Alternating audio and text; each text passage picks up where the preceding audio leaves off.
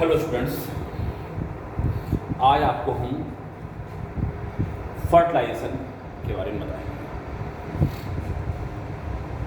Fertilisation शब्द का सबसे पहले उपयोग स्ट्रासबर्गर ने किया था और इसके बारे में उन्होंने बताया कि जब पॉलन ग्रेन्स किसी भी माध्यम से, चाहे वो हवा में उड़ करके, पानी से, एनिमल्स के द्वारा उड़ करके जब स्टिग्मा के स्टिग्मा पहुंच जाते हैं तो उसके बाद जो परागण होता है वो पूरा हो जाता है। परागण के बाद जो अगला स्टेज है वो है फर्टिलाइजेशन।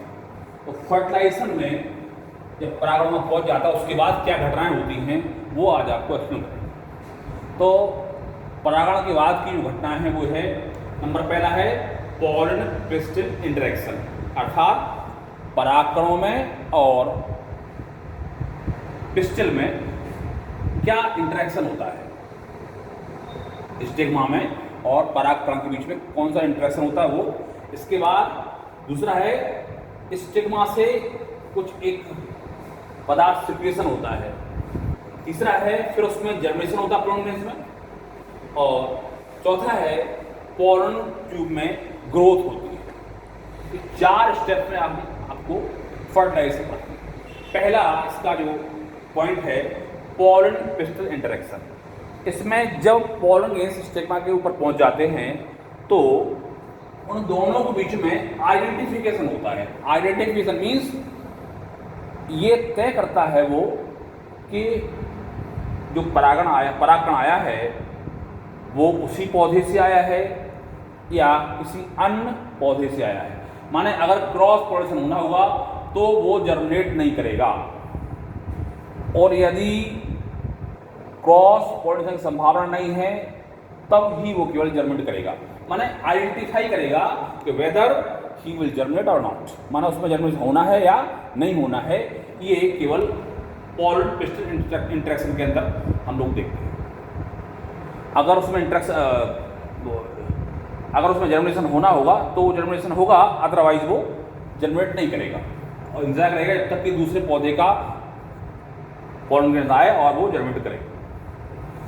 सेकंड है सिक्रीशन फ्रॉम स्टिग्मा। मान लीजिए दूसरे पौधे से आ गया या उसी को मान लीजिए जर्मिनेट करना है, तो जर्मिनेशन प्रोसेस क्या है, सबसे पहले ये जो स्टिग्मा है वो सिक्रीट करेगा एक वाटरी और सुगरी सॉल्यूशन।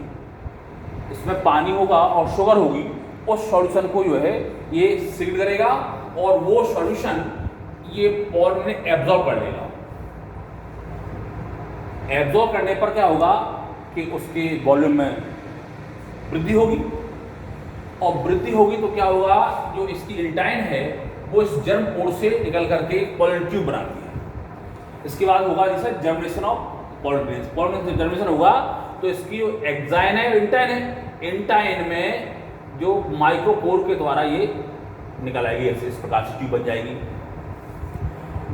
तो इसमें जर्मिनेशन होगा और एक पॉलन ट्यूब निकल आएगी जर्म पोर से। अब जब ये इसमें जर्मिनेशन होना है, 2 सेल्स स्टेज होती है, एक होती है ट्यूब सेल, एक जेनेटर सेल। ये 2 सेल स्टेज होती है। जैसे ही ये पॉलन ट्यूब बनेगी तो इसका साइटोप्लाज्मिक कंटेंट और दोनों ट्यूब सेल और जेनेटर सेल ये है। अब इस जेनेटर सेल में, जो जेनेटर सेल है उसमें एक माइटोटिक डिवीजन होगा, और माइटोटिक डिवीजन के बाद ये 2 सेल्स में बन जाएंगे, 2 मेल लिमिट्स बन जाएंगे। वो दोनों मेल लिमिट्स आ जाएंगे और साइटोप्लाज्मिक कंटेंट इसमें आ जाएगा। और जब जर्मिनेशन होता है तो उसमें पॉलन ट्यूब्स के बनने के आधार पर इसको हम मोनोसाइफोनस और पॉलीसाइफोनस कह सकते हैं। अगर एक पॉलन ट्यूब बन रही है तो मोनोसाइफोनस, और एक से अधिक अगर बन रही है तो पॉलीसाइफोनस कहते हैं। अब पॉलन ट्यूब बनने के बाद अब इसमें इसके बाद growth of pollen tube. Pollen tube में ग्रोथ कैसे होता है, तो इसके लिए हमें देखना पड़ेगा जो स्टाइल है वो 2 प्रकार की होती है, एक सॉलिड होती है और एक हॉलो होती है। हॉलो ये है और सॉलिड ये। सॉलिड में क्या होता है, ये पूरा जो भर जाता है कंडक्टिव टिश्यू से भर जाता है और पूरा सॉलिड होता है। इसमें कंडक्टिव टिश्यू नहीं पाया जाता। तो जब इसमें ग्रोथ होगा तो इसका हम यहाँ अलग बना दे रहे हैं। ये पॉलन ट्यूब है और ये दो मेल गैमीट्स हैं और इसके यहाँ ये साइटोप्लाज्मिक कंटेंट है और एक प्लग बन जाता है, इसे कैलोज प्लग कहते हैं। वो क्या करता है, इस मेटेरियल को बाहर ऊपर जाने से रोकता है। ये कैलोज प्लग बन जाएगा, इसमें जर्मिनेशन होगा और इसको ये बाद में एलोंगेट होगी और इसमें दो कैलोज प्लग बन जाएंगे, एक ये और एक। इस तरह से जो पॉलन ट्यूब है उसमें ग्रोथ होती है और ग्रोथ होकर के वो आगे बढ़ जाती है। बढ़ कर के आगे जब कंडक्टिव टिश्यूज होती पहुंचेगी और पहुंच करके वो एग को फर्टिलाइज करती है।